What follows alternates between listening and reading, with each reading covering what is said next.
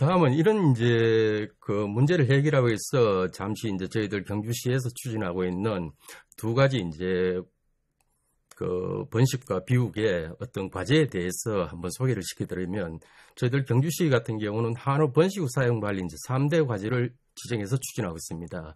첫 번째로는 유전 형질이 이제 우수한 한우 송아지를 이제 생산하기 위해 가지고 저희들이 한우 유전 자원 관리실이라 하는 그를 설치해서 이제 운영을 하고 있고요. 두 번째로는 이제 농가들이 이제 한우 폐사율이 문제가 되기 때문에 한우 송아지 폐사율 이제 제로화를 위해서 이제 초유은행을 운영하고 있습니다.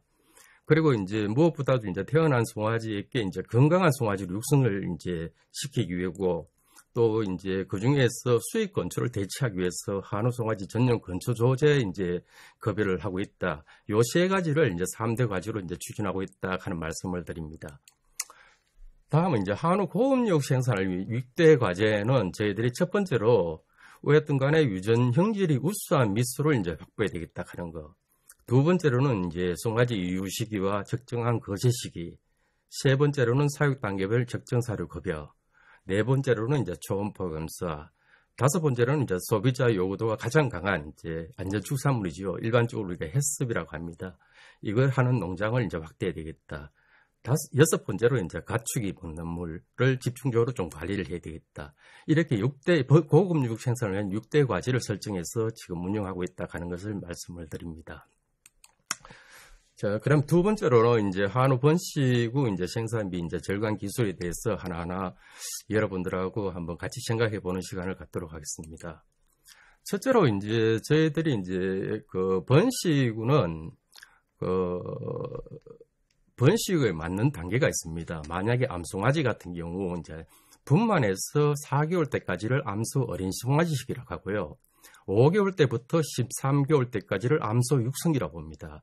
우리가 정식적으로 번식후라고 부를 수 있는 것은 생후 14개월령 이후를 이제 번식후라 보는데, 이제 어린 송아지 사용 관리의 문제점, 이 어린 송아지 이제 시기가 이제 분만에서부터 생후 4개월 때까지의 기간을 말합니다. 이때 이제 가장 큰 이제 농가의 문제점이 뭐냐면, 첫째로 이제 설사라든지 호흡기 질환 이런 이유 때문에 이후전에 이제 폐살이 높다 하는 걸 이제 첫 번째 문제로 들 수가 있겠고요. 두 번째로는 이제 비유량이 적고 표기간이 길어서 이제 송아지의 성장이 이제 불량하다. 세 번째로는 인공육 급여 시기가 생후 1개월 이후로 이제 급여되기 때문에 전체적으로 사료 효율이 이제 저하된다. 네 번째로는 포유기간 장기화로 어미소의 번식 및 송아지 성장 장애가 있다. 이런 이제 문제점을 들 수가 있겠습니다.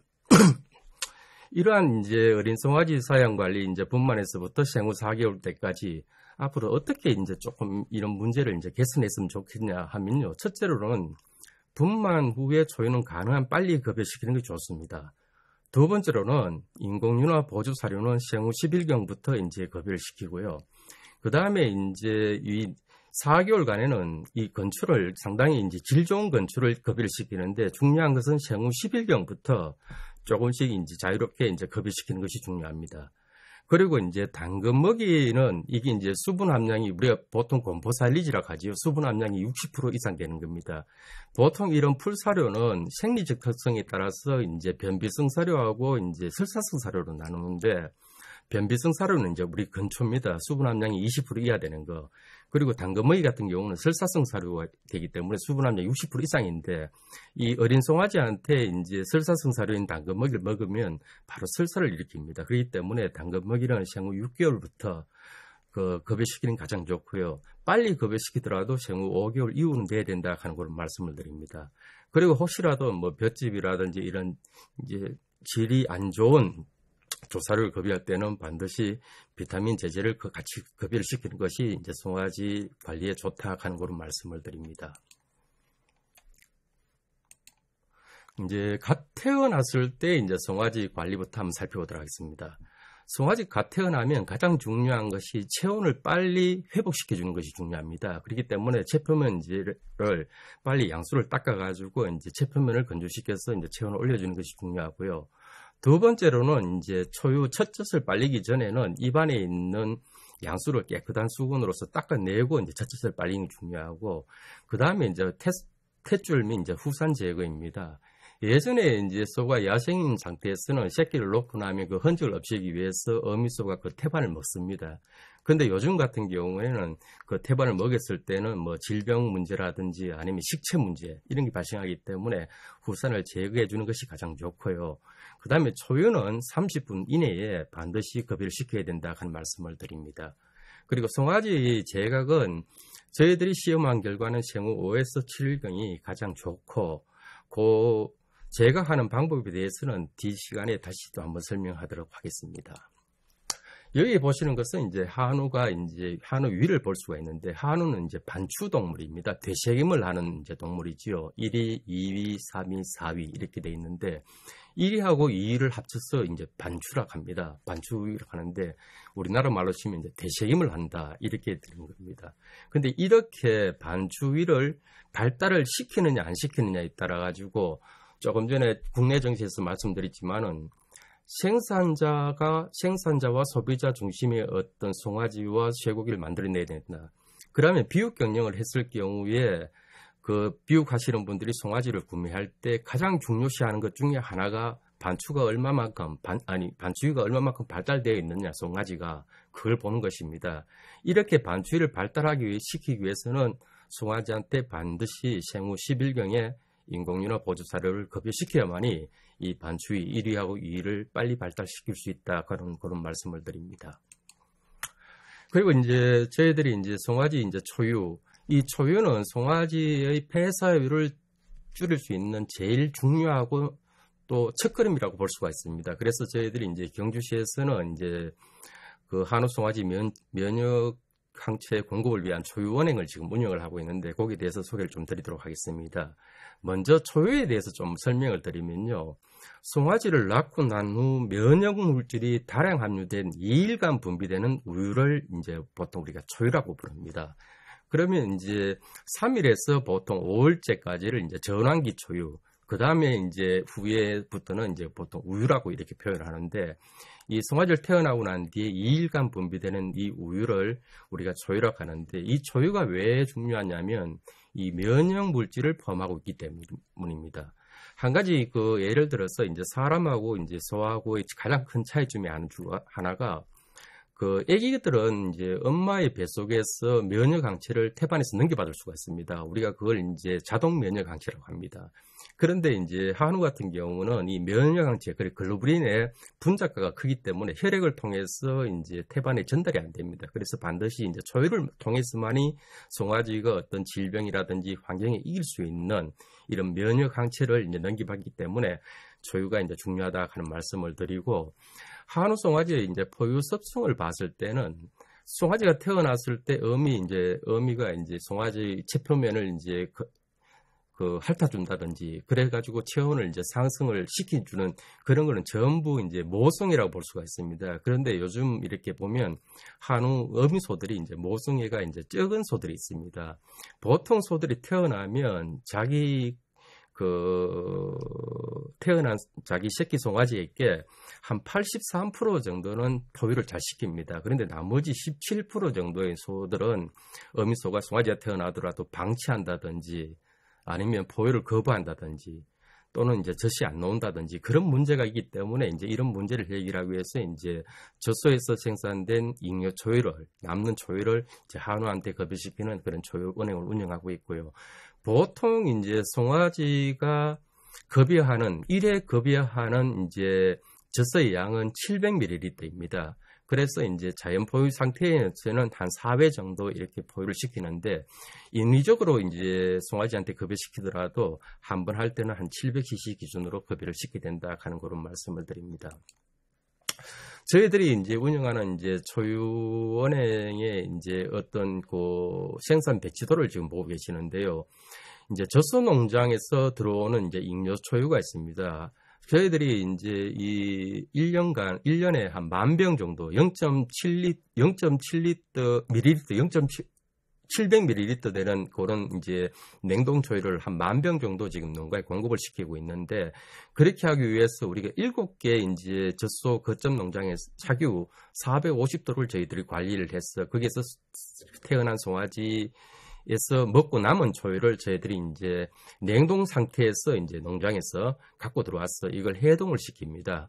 그래가지고 난 뒤에 유성분 분석을 해서 그 유성분 분석이 있는 것에 대한 합격품에 대해가 저희들이 63도시에서 한 30분간 저온 살균을 합니다. 그 다음에 이제 이제 갖고 들어왔는 초유 속에 이제 털이라든지 어떤 이물질을 제거하는 여과 작업을 하고 이걸 다시 이제 라벨을 붙여가지고 제품화를 시켜가 제품화된 것을 영하 20도에서 이제 냉동 보관하고 난 뒤에 한우 농가에 이제 공급하는 그런 체계로 지금 운영하고 있다 하는 그런 말씀을 드립니다. 저희들이 생산하고 있는 그 초유에는 이렇게 이제 A-1-1 하는 이런 바코드 번호가 붙어 있는데 제일 앞에 있는 번호는 이제 거점 농가가 위치한 지역을 말하는 번호고 두 번째로는 이제 젖소농장의 코드 번호입니다. 세 번째가 이제 초유 제품에 대한 코드 번호인데 이제 보통 한우 농가들은 이제 제일 끝 번호만 이제 보고 이제 송아지한테 급여를 시키면 되는데 요 1은 이제 첫 번째 이제 젖소에서 생산된 초유입니다. 그렇기 때문에 굉장히 면역 항체가 농도가 높습니다. 그래서 분만하고 난 뒤에 이제 송아지가 바로 이제 어미소가 젖을 안 먹인다든지 이럴 경우에는 분만 후 4시간 안에 먹일 수 있는 게 이제 1번 초유고 4시간부터 2일째까지 먹일 수 있는 것이 2번 초유. 그리고 3번 초유는 그 면역 항체가는 상당히 낮지만은 어미소 유량이 부족하다든지 아니면 그 포유를 거부한다든지 이럴 경우에는 이제 3번 초유를 가지고 이제 농가에 급여시켰을 경우에 이제 한우 송아지들의 배설을 많이 줄 수 있다 하는 그런 말씀을 드립니다.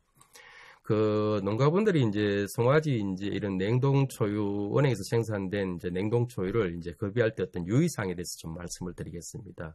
냉동 초유를 이제 해동할 때는 이제 60도씨 이하 물에서 반드시 이제 해동을 해야 된다.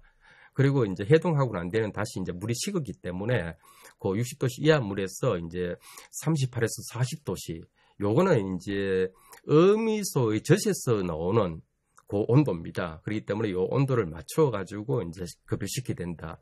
이 60도씨 이하 물에서 이제 해동을 시키려 하는 것은 이 초유 속에 들어가 있는 이제 면역 글로불린의 파괴를 이제 막기 위해서 이제 그렇다 하는 말씀을 드리고 두 번째로는 이제 송아지 이제 첫 젖을 멀기 전에는 입안에 있는 양수를 반드시 깨끗한 수건으로 제거를 시켜줘야 된다.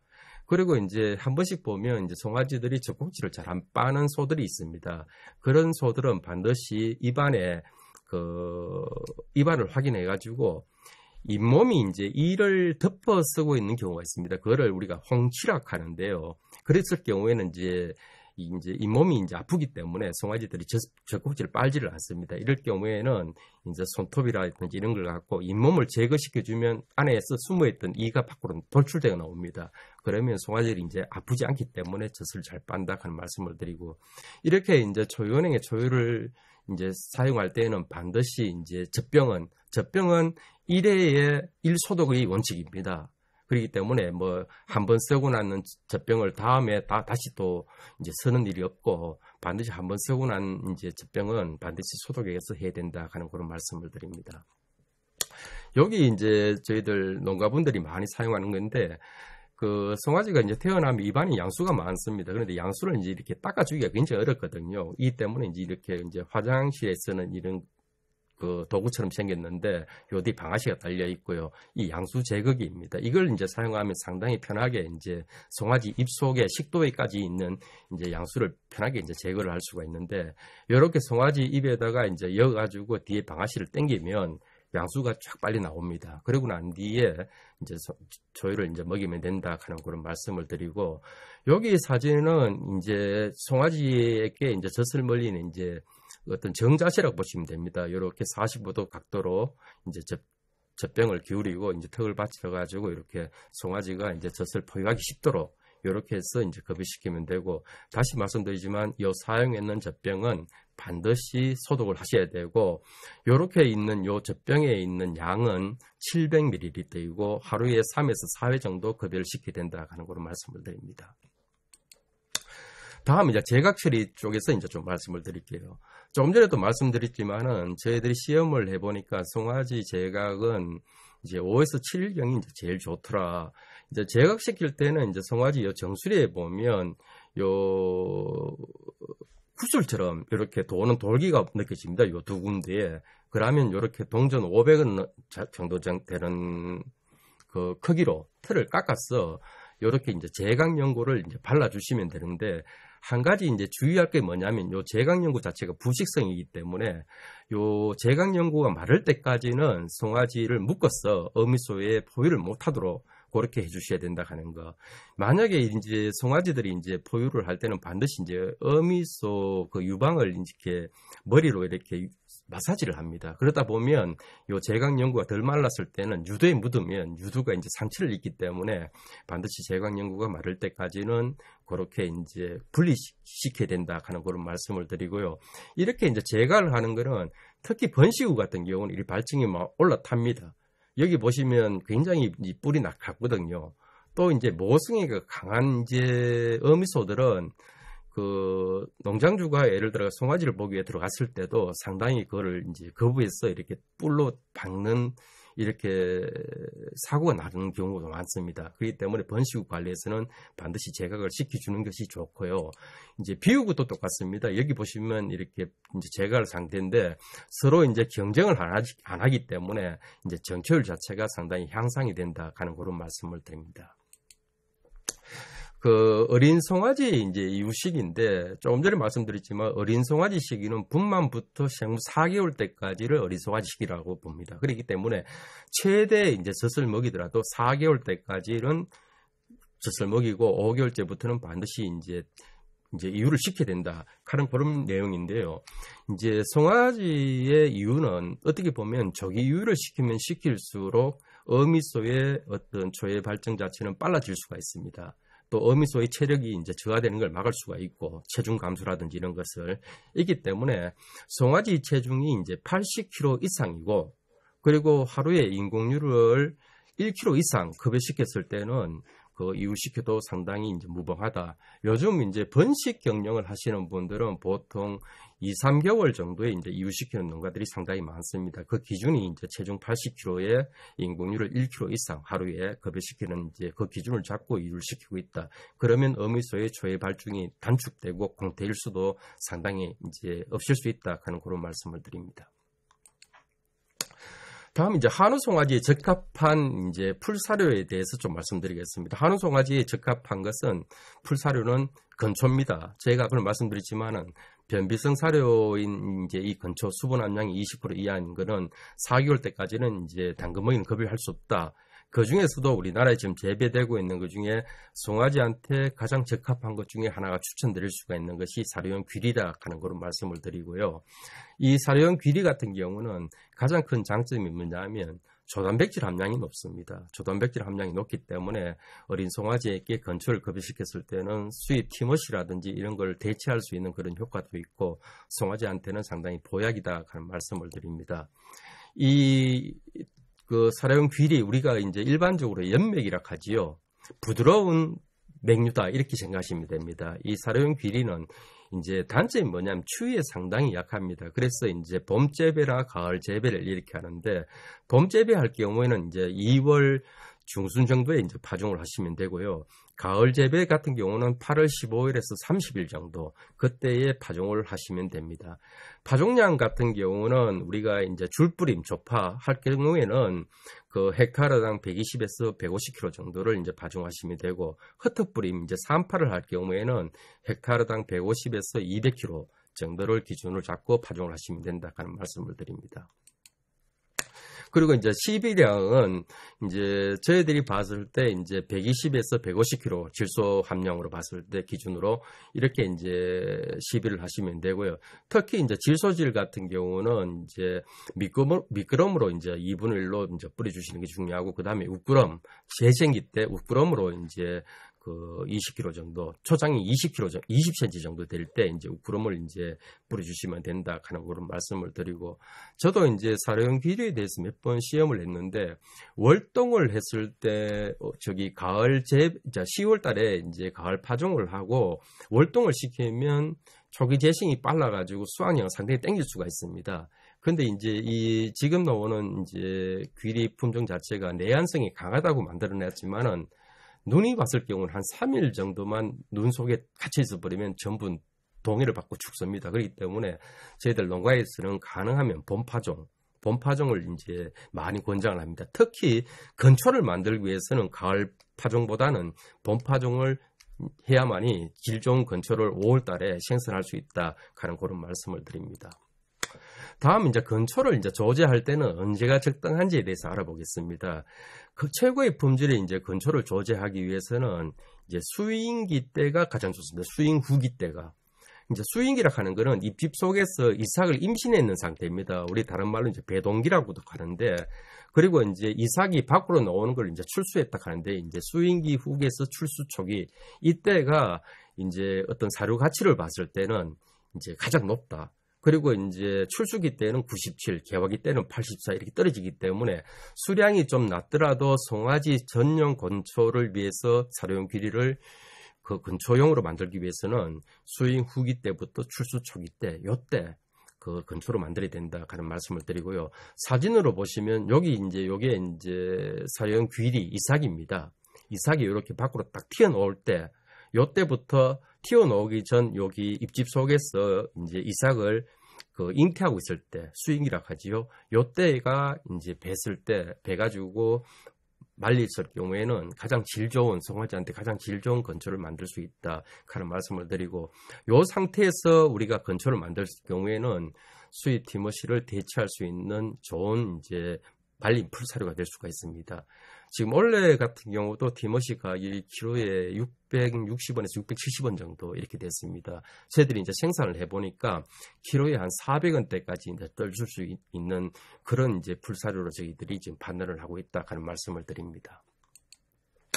건초를 만드는 방법은 이제 두 가지가 있는데요. 하나는 이렇게 풀을 타격을 해가지고 이렇게 베버리는 방법이 있고, 하나는 롤러식으로 해가지고 이렇게 압착을 시켜가지고 하는 방법이 있는데, 이제 두 방법 다 이제 장단점은 있습니다. 그런데 저희들은 주로 이렇게 이제 압착형으로 해가지고 대롱에 있는 수분이 빨리 마를 수 있도록 이제 하는 방법이 이제 조금 이제 농가에서는 좀 권장하는 방법입니다. 지금 보시고 있는 요 사진은 이제 태득하는 장법입니다. 우리나라 말로는 이제 반전 집촉인데, 이제 그 사료용 귀를 베고 난 후에 이거를 뒤집어 가지고 이제 말려주는 장비다 하는 말씀을 드립니다. 요 근처는 가장 중요한 게 이제 수분 함량인데요. 저희들이 이제 20% 이하를 이제 근처로 판정하는데, 여기 이제 사진은 17% 나왔는데, 이제 우리가 책자에 같은 데 보면 이제 18% 이제 이하가 이제 가장 좋다. 그건 맞는 말입니다. 18% 이하의 이제 근처가 좋은데, 저희들이 이제 허용치까지는 이제 20%를 보고 있다. 그런 그런 말씀을 드리고요. 지금 이렇게 이제 창고가 큰 농장 같은 경우에는 이렇게 비닐을 안 감고 이렇게 건초를 이제 사 놓으면 자연 통풍에 의해서 이제 습이 조금 들어갔다가도 이제 통풍 때문에 습이 말라가 건초 수분 함량 자체가 20% 이하로 계속 유지를 시킬 수가 있습니다. 그런데 이런 창고가 없는 농가 같은 경우는 이렇게 비닐로 곰포를 해가지고 이제 말리는데, 한 가지 주의할 거는 뭐냐면 곰포 사일리지에서 감는 비닐보다는 이제 더 감아줘야만이 이제 비가 온다든지 이런 경우에 요 비닐 겹과 겹 사이에 수분이 이제 들어가는 걸 막을 수 있어가지고 더 안전하게 장기 보존이 가능하다. 그리고 이제 혹시라도 구멍이 나는 곳에는 이렇게 청 테이프로 반드시 외부에 이제 습이 못 들어가도록 일일이 이렇게 막아주셔야 된다 하는 그런 말씀을 드립니다. 건초의 이제 품질을 평가하는 기준은 이제 여러 가지가 있는데, 가장 이제 중요한 것만 제가 발췌를 해놨는데, 첫 번째가 녹색도입니다. 모든 이제 식물체의 영양가는 알곡, 잎, 줄기순입니다. 그런데 이제 건초를 만드는 시기 자체는 이제 알곡이 들어오기 전입니다. 건초의 질이 이제 굉장히 떨어지는 시기는 언제냐면, 이제 출수하고 난 뒤에 개화기 시기부터는 이제 건초로서는 상당히 이제 품질이 떨어지는데, 그때 되면 이제 섬유질 함량이 높아져서 이제 질겨지는 거죠. 그렇기 때문에 잎 자체의 수량이 높아야 됩니다. 그리고 잎은 이제 녹색도와 이제 자연 녹색, 이 녹색도가 이제 높아야 된다. 두 번째로는 이제 잎 수량이 좋아야 된다. 그리고 이제 상큼한 이제 건초를 말렸을 때 상큼한 이제 풀 냄새가 나야 된다 하는 거예요. 그리고 이제 수분 함량 자체가 20% 이하로 떨어졌기 때문에, 이게 수분 함량이 높으면 이제 곰팡이 발생이 많기 때문에 건초에는 이제 곰팡이가 없는 것이 가장 좋습니다. 그리고 이제 수확을 할 때 건조 속에서 이제 돌멩이라든지 흙이라든지 이런 이물질이 없는 거. 그리고 다시 말씀드리지만 이 수분 함량은 20% 이하 돼야만이 장기 보존이 가능하다. 이런 것이 이제 건초의 품질을 기준을 설정하는 하나의 기준이 된다 하는 걸 말씀을 드리고요. 이제 건초를 급여하는 것은 이제 체중 이제 100kg 기준으로 해가 2, 3kg 정도가 이제 적정합니다. 그렇기 때문에 이제 건초 1kg 같은 경우는 곰포사일리지 2.5에서 4.5kg 정도의 영양 가치를 갖고 있고요. 양질 건초 한 3kg 정도는 곡류사료 2kg 정도에 해당할 만큼 건초, 사료용 비리 건초 자체는 영양 가치가 높다 하는 그런 말씀을 드립니다.